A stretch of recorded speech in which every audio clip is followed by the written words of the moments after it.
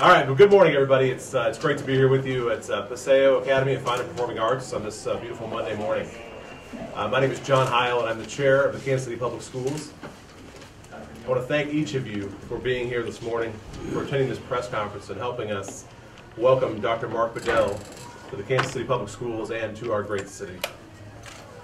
This successful search reflects the dedication and hard work of this school board, and particularly the members of the board's Superintendent Search Committee. I want to recognize Melissa Robinson, who's seated to my left, Patty Manzer, who's seated to my right, and certainly Eric West, who was not able to join us this morning, for their tireless effort and commitment throughout this entire process. I also want to acknowledge the other colleagues of the school board that are here today, Mr. Matthew Oates, Mr. Carl Evans, Mr. Curtis Rogers. I thank them for their tireless service on behalf of our students and on this board. This day is the culmination of some exceptionally hard work over the past 10 months, and I am so exceptionally proud to have served with each and every one of my colleagues. I also want to take a moment and acknowledge Ms. Andrea Flinders, who is here today, who's president of our local AFT. Andrea has been a tremendous partner over my 4 years on the board and continues to focus on doing right by our kids and by her members at every opportunity. So Andrea, thank you for your hard work. I know Dr. Bedell will enjoy working with you. Before I turn it over to Ms. Robinson to introduce our new superintendent, I want to make sure that I thank and acknowledge the contribution of two groups of individuals. First, I would like to publicly thank Al Tunis, who has served as our interim superintendent over the past 8 months. And along with Al, the entire KCPS cabinet and the professionals who work every day on behalf of our kids. There is little doubt that Al Tunis's leadership, his service, and his approach to our schools, our community, and our families have strengthened the core of the Kansas City Public Schools. And it has been a privilege to work with Al over the past 4 years, but more specifically, over the past 10 months. He is an exceptional leader and a tremendous asset to the Kansas City Public Schools.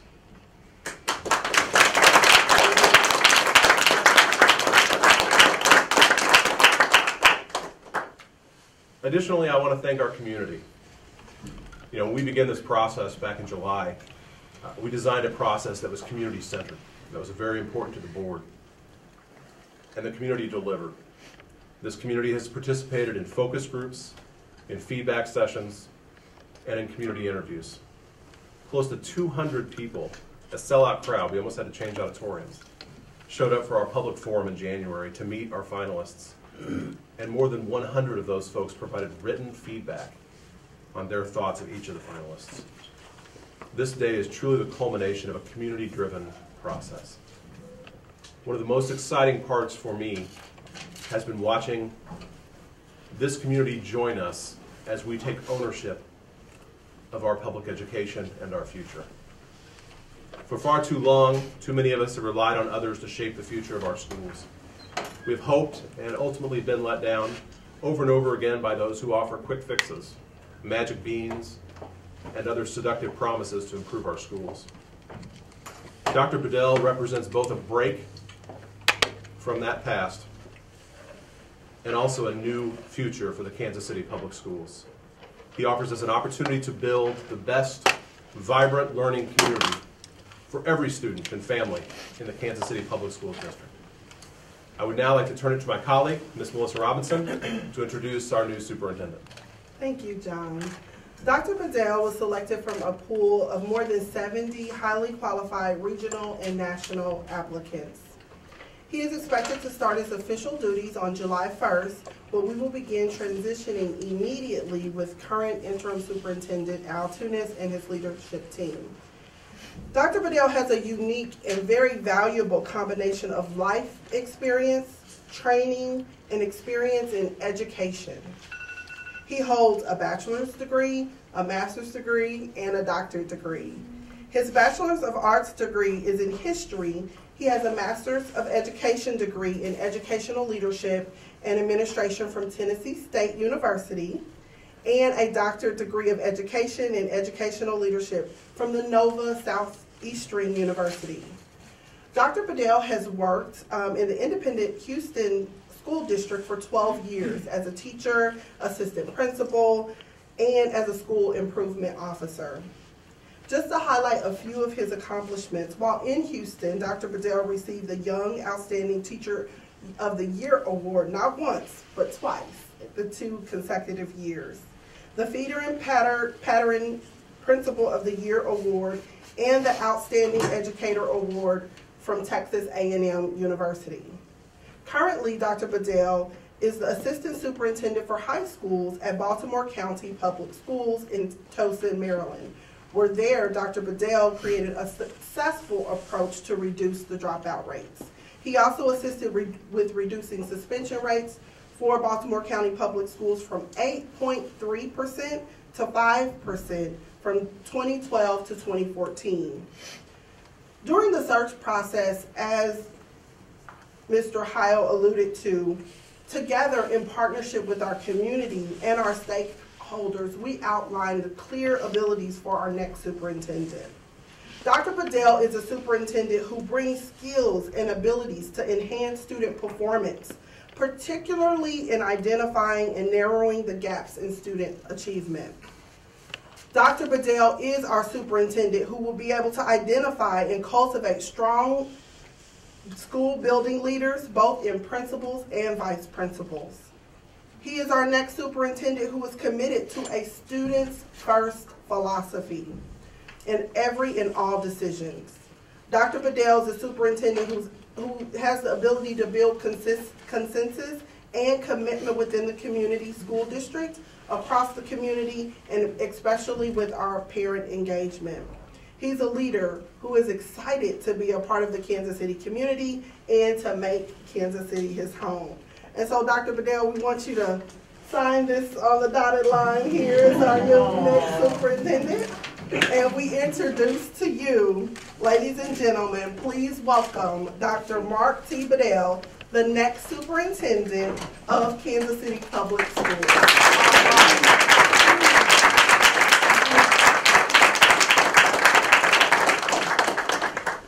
Thank you, Ms. Robinson, Board Chair, Mr. Howe, and Ms. Mansour, and the remaining board members who are in here in attendance.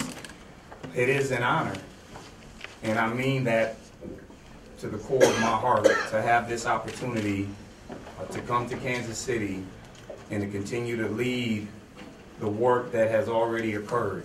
I've looked at data and I've studied the school system, and over the past 4 or 5 years, we've gone from being an unaccredited school system to provisionally being accredited, and with the possibility of us hitting our scores according to the Department of Elementary and Secondary Education to eventually become a fully accredited school system. So it's an honor. And for me, I really do come from an extremely tough background, very humble beginnings. And sometimes we don't understand why we go through and why we live through the things that we live through. And in many urban schools in this country, we have many kids that suffer from this plague, which is a strong sense of hopelessness, a lack of advocacy, and eventually a lack of belief that they can do better than what they've been told. And so I have an opportunity to bring those experiences, to share with students and to share with this community and the faculty and staff that we can no longer allow for those variables to be excuses as to why our students can't reach the highest goals and obtain the highest levels of academic success. So I bring that experience here. I've been very successful. I worked my way from being a substitute teacher all the way up to where I am now. And what I will share with you and what I've shared with the community and with the board is that no, I don't have the magic potion. I don't. But what I do have is a set of skills in a manner that allows for me to connect with students in a way that many haven't been able to do. It allows for me to lead a team of highly educated individuals to roll up their sleeves and to do what's right by the children in this city. And that's what I plan on bringing to the Kansas City public school system. Most importantly, as I look at students back here and I think about the opportunities that they have to be able to one day do something at this level or even better, I think about my 3 kids. My 3 kids where I've already brought my paperwork and I will be turning it in today so that we can get them, the enrollment process started for them. The expectation is that what I expect to happen for my 3 kids, one who will be in kindergarten, another one will be in the 8th grade, and another one will be in the 9th grade. So I will have a kid at all 3 levels next year. My expectation for them will be the same expectations that I have for the other 15,500 students that we have in this school system. And that is that we give these kids an opportunity to thrive and to become successful and to become globally competitive as they graduate from this school system. So it is my full intention to come here and to perhaps do something that hasn't been done in a long time, to perhaps be here longer than 4 years. I would love to be able to do that, but I know that at the end of the day, this board has made it very clear to me that our expectations is that we add value to students and that this school system is growing. And so with that, it's going to be a tough job. No urban school system superintendency is easy, and it's a reason why in many cases the life expectancy of a superintendent is 3 years and 2 months. I'm looking to break that, and that's the bottom line. And so we will work together to make that happen. We will look to connect with our civic organizations, our bargaining units. We will look to connect with our business partners. We will look to connect with people who may even be disengaged from the community. My transition plan will be given out to board members for their review before we make it public. But you will find in that transition plan that over the first 100 days, there will be multiple opportunities for us to establish relationships, to begin collaboration, and to even draw back people who may have become disengaged or simply just don't know how to advocate for their kids working through the school system. That's the focus of my plan. Ultimately, if we're all on the same playing field, the success of this school system lies in how well we all as a community work together. Dr. DeBell. We'll take questions in a few minutes. Ms. Manzer has a few quick announcements, and then we will certainly take questions. So we will actually, we're going to invite you all to ask Dr. Bedell and any of the members of the board questions. But just to let you know, we will probably keep it a little time limited here just because we've planned a very full day for Dr. Bedell. We're not letting him rest at all. He started at 8 o'clock this morning. I'm sure he started much earlier than that. After Dr. Bedell leaves us in this gathering here, he's going to be meeting with students. He's going to have lunch with some of our student council members from some of our schools. He's going to be meeting with principals, with teachers, and later today there will be a gathering for the whole board to get together with Dr. Bedell to get him so he can get to know us a little bit better. Tomorrow he's going to be touring 5 of our Kansas City public schools. And I think really what the board wanted to accomplish in this visit today and tomorrow is that he gets to know the Kansas City public school family, that we have a chance to welcome him, and then he gets to meet all parts of our KCPS family, staff, students, principals, building leaders, and then the board, of course. So we welcome your questions. Dr. Bedell. Oh, sorry. Let's go with our first question there. What was your question, ma'am? What personnel actions are you putting in place to enforce your students' first policy? So at this point, my job is to come in and, as we think about personnel, part of my first 100 days is to get to know, really to learn the lay of the land. I need to know what's here. I need to know what's in place. I need to make sure that everybody has a thorough understanding of the policy. I want to make sure that we're living by that. And if we aren't, part of what I have as part of my transition plan is to do a bunch of one-on-ones with the personnel, with the faculty and staff in particular. A lot of the members that we have in our cabinet position, the individuals who tend to work with supporting schools. And those are some of the questions that I have in place to just make sure that we are adhering to our policy and that we are doing what's in the best interest of children. So, and I just shared this with them a few minutes ago. That's my goal. My goal is to get to know them. I have to build relationships. I have to establish a sense of trust. Because anytime you have new leadership change, it can be very uncomfortable. I've been through several superintendents as a teacher, as a principal. Every superintendent has a different style, but the bottom line is what really, what we have to abide by is what our policy, what policy is in place. And I know that was definitely one of the questions that we had during the interviews was around making sure that we're very familiar with the policies and that we're adhering to those policies. The goal is that we're making sure that you all have a fair and equitable chance to achieve whatever goal you have set for yourself. You mentioned sort of drawing people back into the district who are disengaged. I mean, there's been a lot of news even of late of a couple charters buying buildings, and there seems to be an awful lot of momentum around the charter movement. How do you see that as a threat, and I mean, or how do you intend to sort of go up against that challenge? Well, Michael, I come from a school system where charters were very big.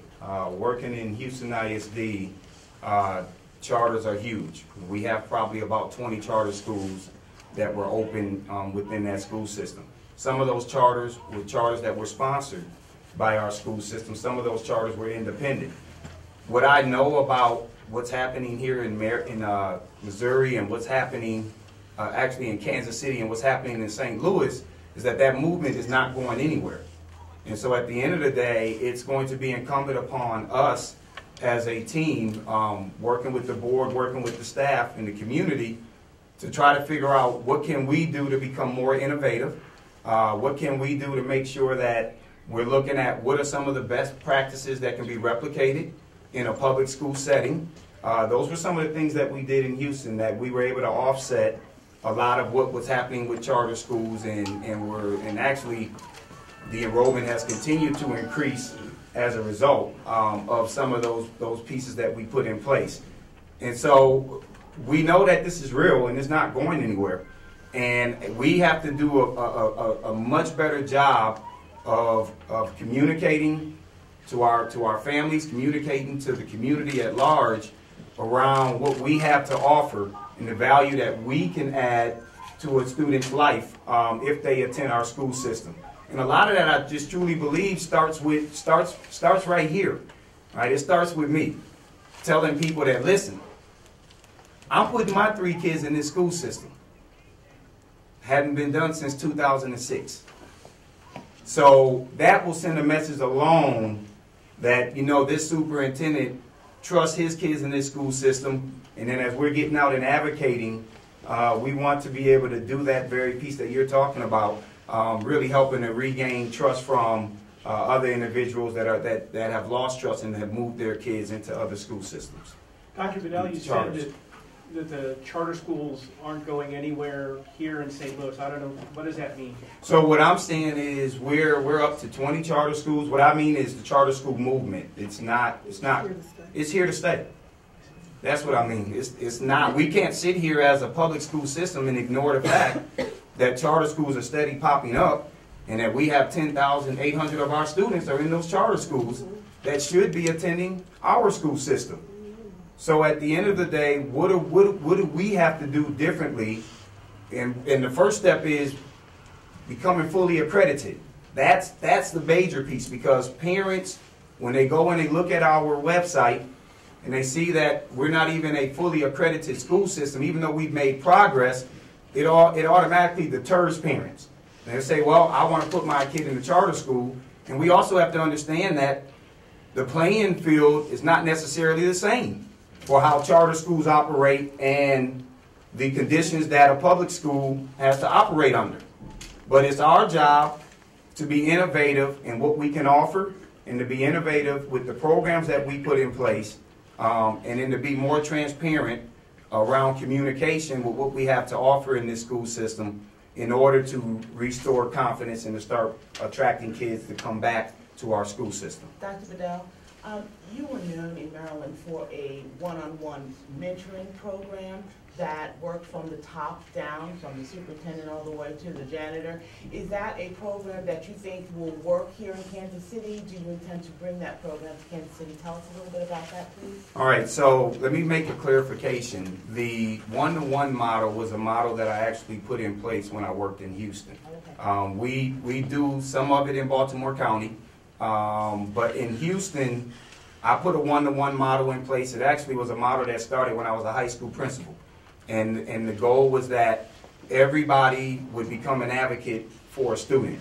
The model was highly successful. It was successful because we then looked at the kids, and when I say one-to-one, we're looking at the bottom 50th percentile of students. Because there were some students who already had advocates, there are students who already have strong support systems in place. And so we're looking at the bottom 50th percentile of kids and pairing them with some type of advocate, whether it was somebody who graduated from the school, every teacher, every administrator, myself, counselors, custodians, everybody was responsible for taking ownership over one of these students. What we found was at the end of doing that initiative, we had the highest promotion rate in the entire school system. We had 3.2% of our kids weren't promoted from one grade level to the next. And it was in part because teachers took ownership over working with these kids and supporting those students. And before a progress report went home, or before a disciplinary infraction took place, teachers would say, hey, Mr. Bedell, back then it was Mr. Bedell, but Dr. Bedell, your young man is in trouble. And I want to give you a chance to intervene before the kid is suspended. So that model worked, and then when I moved up and I became a school improvement officer, I actually rolled that model out in several of the schools that the superintendent had put me over. And of course, it worked. And so what I plan on doing is working with Board Chair Howell. I know he's a director or so with Big Brothers and Big Sisters. And we've been having a lot of conversation around really partnering with that organization, but then getting together with a lot of the community members. I've read a lot of qualitative responses where people, when they did the surveys as part of the master plan engagement process, there were a lot of people who were talking about, why aren't we doing more to mentor? Why aren't we doing more to provide unique opportunities for our students through engaging with the community and finding volunteers and people who are willing to come in and to kind of help offset some of the soft skills that our kids are missing. So the model works, and it's something that I 100% plan on putting in place, but it will be through basically a staggered approach, because you can't just come in, you have to get people to buy in, and then there's training. There's a systematic approach to it that we have to put in place.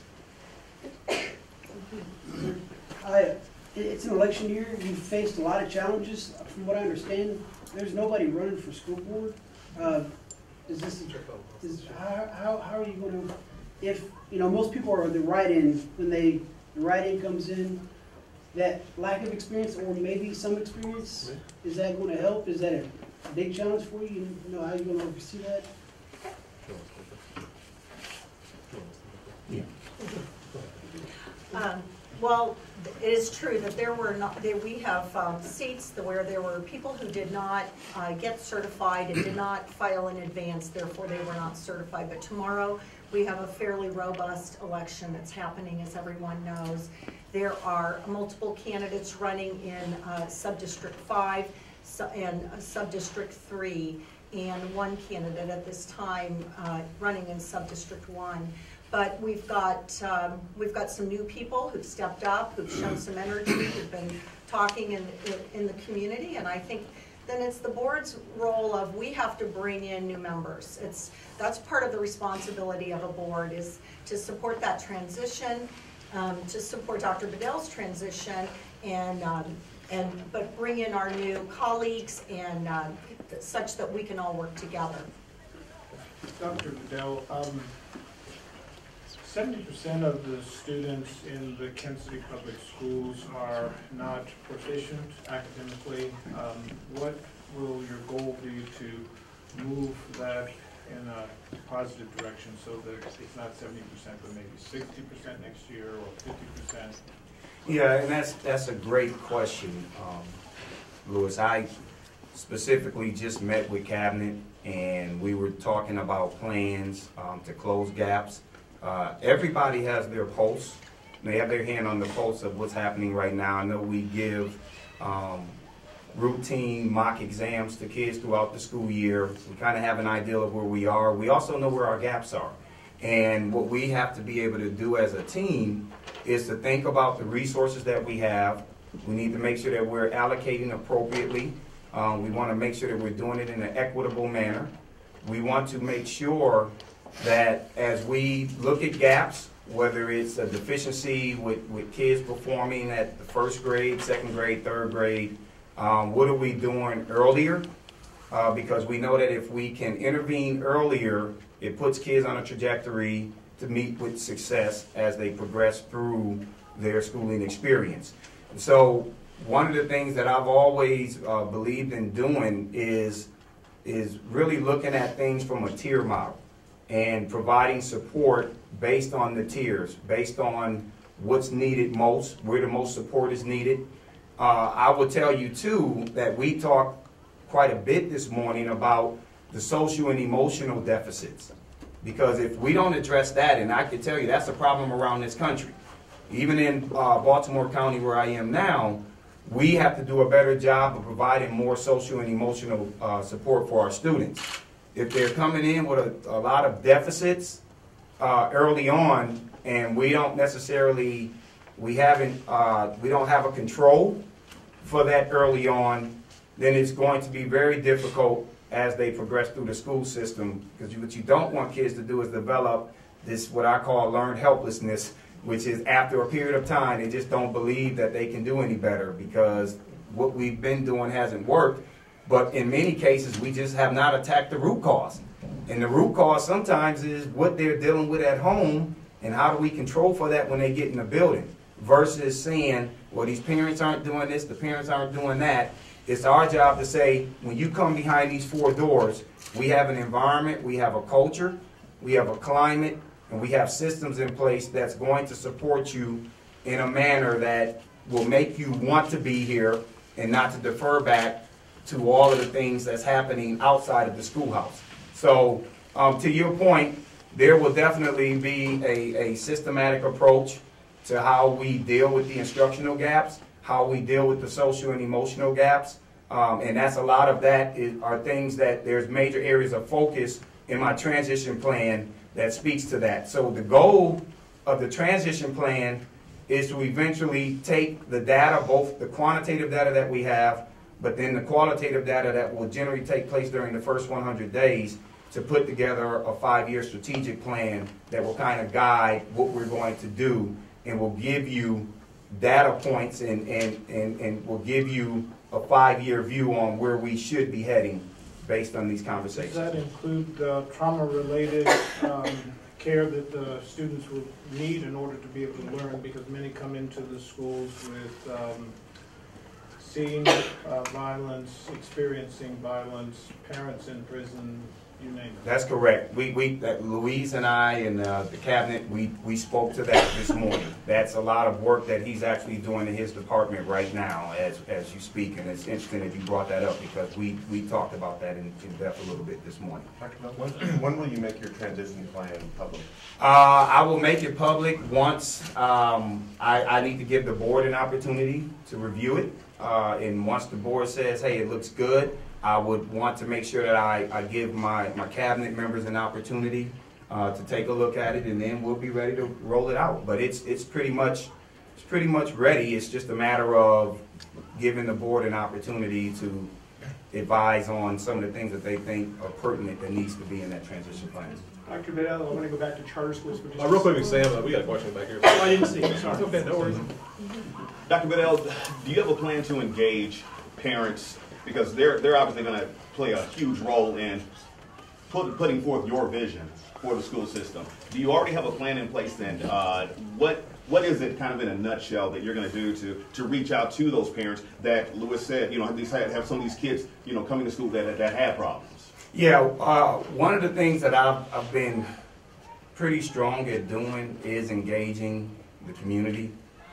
I don't know if many of you know my background in terms of becoming a high school principal, but I was protested against.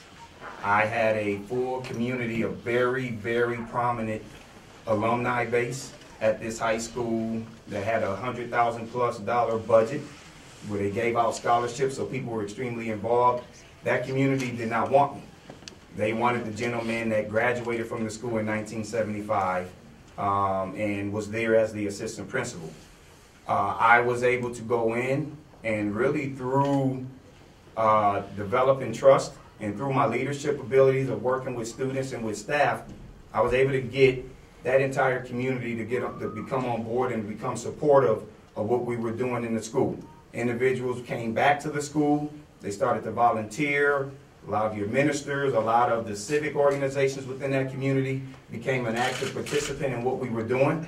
And the way that I did it is the same way that I would do it here, is town hall meetings, community forums, attending civic organization meetings, really just listening to people. The key is to listen to people, but then they want to see what you're going to do with the information that they're giving you.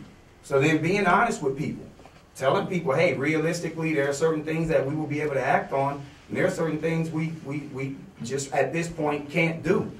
I don't know what's wrong with just being truthful with people about where you are and where we are as a school system and what we can and cannot do. Understanding that there's a lot of people in this city, and my goal is to do everything that's going to allow for our kids to thrive.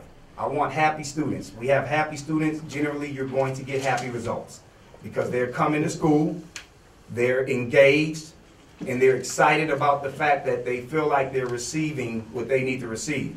But that can only be done through engaging the community and getting the community on board to become active participants in the work that we're trying to do in this school system. So my plan is, part of my 100 days is to get out and to do that, to be very visible, long days and long nights. But I need to be able to give everybody the time that they deserve, and then I need to show them that we are listening and that we are going to put into action some of the areas and some of the concerns that they may have. And if it means going into some of the tough neighborhoods, I don't have a fear doing that. I mean, that's where I come from. So I don't have a fear of, if we have to go to the Boys and Girls Club or the YMCA, and I have to find time to interact and talk with people in their element and in their environment, that's what we're going to do. We'll go to Sam and then maybe one more question. Go ahead, sir. I want to go back to charter schools. So right now the district captures about 50% of the kids who are within the boundaries. So do you see the school district in direct competition with charter schools where you're going to go out and market the district and, either you're going to win them or you're going to lose them? Well, at this point, as I've stated to you earlier, I'm very competitive. And we are losing kids to the charter schools, so they are a competitor. But I also know that we have to work. Cordiality has to exist, and we have to work together. My job is to get out and to promote this school system and to get people to say, I want to bring my kid to the Kansas City Public Schools. We're going to do everything possible to make that happen. We have a campaign going right now. I want to say, I don't know if it's I Choose Kansas City or, right. So we have a campaign already, a marketing campaign that we've started to really get out and to tell our story. Part of what needs to happen is we have media in here, but we have to be able to tell our story, and maybe too often we let other people tell our story. We have to present our own counter narrative, and that narrative needs to be around what's good in this school system. I told Cabinet this morning, I'm not coming in here to look at what people haven't been doing. You know, just to come in here and nitpick around, you're not doing this, you're not doing that. We know that there's gaps, and what I also know about us as humans, everybody in here wants to be successful. You find one person that in this world that don't want to be successful, I'll tell you that at some point in their life, something happened that caused them to lose that level of motivation. Little kids, they're the most competitive things running around. Little kid that learns how to crawl, they want to explore the world. They're very competitive. They want to learn, and it's a lot more of them being self-centered at that age. But as we grow, something happens. Something happened to make that light bulb burn out. And now we have to work to let kids know that I don't care how many mistakes you've made, there is hope. And that hope is in you taking full advantage of what we have to offer in this school system. So One we last have time question. for one last question. I want to come back to my question a little bit. How are you going to, obviously people don't want to be on the board unless, you know, how are you going to build that morale or that excitement to people that want to join your team? Well, and okay, if you want. Well, go ahead. Well, and I just want us to be clear that that is the board's work. That's the community's work to make sure that we have people that are engaged and excited about serving in this capacity. And then as a full team and as a full body, how do we move together forward to ensure that we're all rowing in the same direction? But from the outside, you can bring people excitement again to want to be part of the school board.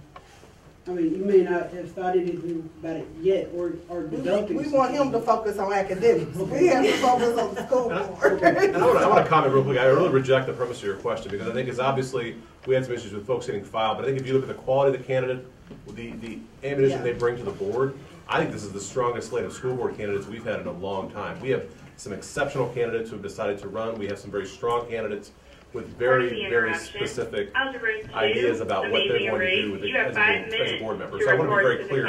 I think we have exceptional candidates who are running as write-ins, who are running very, very vibrant campaigns. I think that's all the questions we can take this morning. Thank you very much, everyone, for coming.